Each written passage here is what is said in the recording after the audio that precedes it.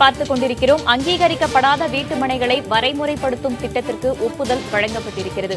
தமிழக அமைச்சரவை ஒப்புதல் தந்திருப்பதாக உயர்நீதிமன்றத்தில் அரசு தகவல் தெரிவித்திருக்கிறது. உயர்நீதிமன்றத்தில் அரசு கூடுதல் தலைமை வழக்கறிஞர் ஐயாதுரை இந்த தகவலை தெரிவித்திருக்கிறார். திட்டத்தை முழுவடிவில் அரசாணையாக தாக்கல் செய்ய ஒரு நாள் அவகாசம் தேவை என்றும் தெரிவிக்கப்பட்டுள்ளது. அங்கீகரிக்கப்படாத வீட்டுமனைகளை வரைமுறைப்படுத்தும் திட்டத்திற்கு ஒப்புதல் அளிக்கப்பட்டிருக்கிறது. தமிழக அமைச்சரவை ஒப்புதல் அளித்திருப்பதாக உயர்நீதிமன்றத்தில் அரசு தகவல் தெரிவித்திருக்கிறது.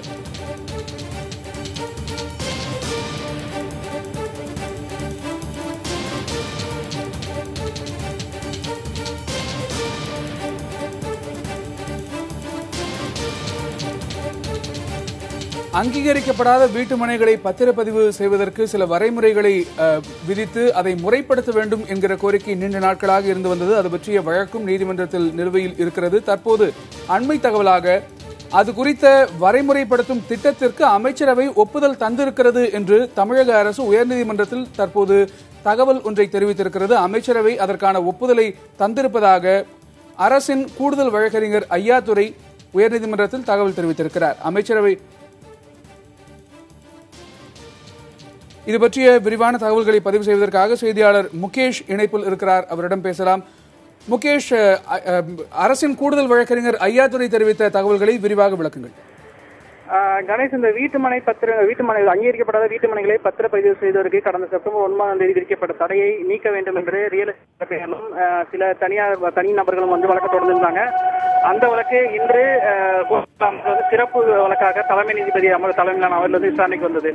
அப்பொழுது தமிழக அரசு தரப்பில் ஆஜரான வழக்கறிஞர் அரசு தலைமை கூடுதல் வழக்கறிஞர் ஐயாதுரை ஏற்கனவே வரைவு திட்டத்தை நாங்கள் தயார் என்று சொல்லியிருந்தோம். அதற்கு அமைச்சரவை ஒப்புதல் பெற வேண்டியதற்காக 15 நாள் கால அவகாசம் கேட்டிருந்தோம்.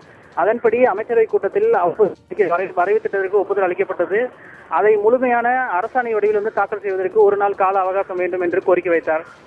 அதனை ஏற்று நீதிபதிகள் தொடர்ந்து விவாதங்களை நடத்தி வருகின்றனர். இதனிடையே மனுதாரர் தரப்பில் அரசாணையாக தாக்கல் செய்வதற்கு இன்றுடன் கடைசி தேதி என்று நீதிமன்றம் அறிவுறுத்திய நிலையில் இதுவரை தாக்கல் செய்யவில்லை என்று மனுதாரர் தரப்பில் குற்றம் சாட்டினார். அப்போது நீதிபதிகள் திட்டம் ஒப்புதல் அளிக்கப்பட்டு விட்டதா இல்லையா, உண்மையான தகவல்களை தெரிவிங்கள் என்று நீதிபதிகளை கேட்டபொழுது திட்டம் ஒப்புதல் அளிக்கப்பட்டு விட்டது, அது முழுமையான அரசாணை வடிவில் அரசியலில் வெளியிட்ட பிறகு நீதிமன்றத்தில் தாக்கல் செய்கிறோம் என்று நீதிபதிகளிடம் அரசு தரப்பு வழக்கறிஞர் கோரிக்கை வைத்தார். இதையடுத்து வழக்கு விசாரணை தொடர்ந்து நடைபெறுகிறது. கணேஷ், முகேஷ், எந்த விதத்தில் அதை வரைமுறைப்படுத்த இருக்கிறார்கள், எந்த திட்டத்திற்கு அமைச்சரவை ஒப்புதலை தந்திருக்கிறது என்பது பற்றி ஐயாதுரை வழக்கறிஞர் விளக்கியிருக்கிறாரா? கணேஷ், திட்டம் தொடர்பாக எந்த கருத்துக்களையும் அவர் வெளியில தெரிவிக்கல. ஆனா கடந்த முறையே நீதிமன்றத்தில் தாக்கல் செஞ்ச அறிக்கை பாத்தீங்கன்னா வரைவு திட்டம் அறிக்கை கூட நீதிபதிகள் பார்வைக்காக மட்டும்தான் தாக்கல் செய்யப்பட்டது. மனுதாரர் தரப்புக்கோ அல்லது எதிர் மனுதாரர்கள் தரப்புக்கோ யாருக்கும் கொடுக்கப்படவில்லை. இன்று அரசில் அது முழுமையாக வெளியிடும் பட்சத்தில் தான் அது என்ன மாதிரியான வரைமுறைகளை கொண்டு வருகிறது என்பது குறித்து விரிவான தகவல்கள் வெளியில் தெரியும். ஆனால் ஏற்கனவே நீதிபதிகள் அறிவுறுத்தியபடி திட்டத்தை அங்கீகரிக்கப்படாத வீட்டுமனைகளை வரைமுறைப்படுத்துகிறோம் என்ற பெயரில் மேலும் அது விதிமீறல்களாக மாறிவிடக்கூடாது. உரிய சாலைகள் சாலைகளுக்கான இடங்களை ஒதுக்க வேண்டும்.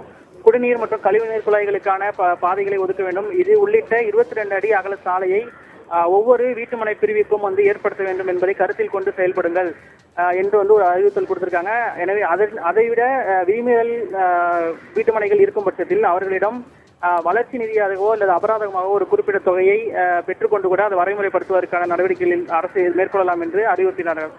இந்த இரண்டையும் அடிப்படையாக கொண்டே அரசு வகுத்துள்ள விதிமுறைகள் இருக்கும் என்று வழக்கறிஞர் மத்தியில் பேசப்படுகிறது. இன்று மாலைக்குள் இந்த அரசு வகுத்துள்ள வரைமுறைப்படுத்துவதற்கான விதிகள் முழுமையாக அரசு இதழில் வெளியிடப்படும் என்று தெரிகிறது. கணேஷ், அரசாணை எப்போது வெளியிடப்படும் என்ற தகவல் தெரிவிக்கப்பட்டிருக்கிறதா? அதே வேளையில் ரியல் எஸ்டேட் நிறுவனங்களின் கோரிக்கை என்பது என்னவாக இருக்கிறது? கணேஷ், இப்ப அரசாணை வெளியிடுறதுக்கு ஒரு கால அவகாசம் தான் கேட்டிருக்காங்க. இன்றைக்கோ அல்லது நாளைக்கோ வெளியிடப்படும் என்ற எந்த காலக்கெடுவும் அவங்க தெரிவிக்கல.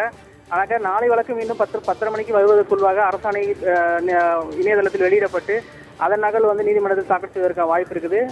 தற்போது வரை மனுதாரரான யானைய ராஜேந்திரனும் VBR மேனனும் அரசு தரப்பு வழக்கறிஞர்கள் மட்டுமே வாதங்களை மேற்கொண்டு வருகின்றனர். ரியல் எஸ்டேட் தரப்பில் இன்னும் வாதங்கள் தொடங்கவில்லை. கணேஷ்.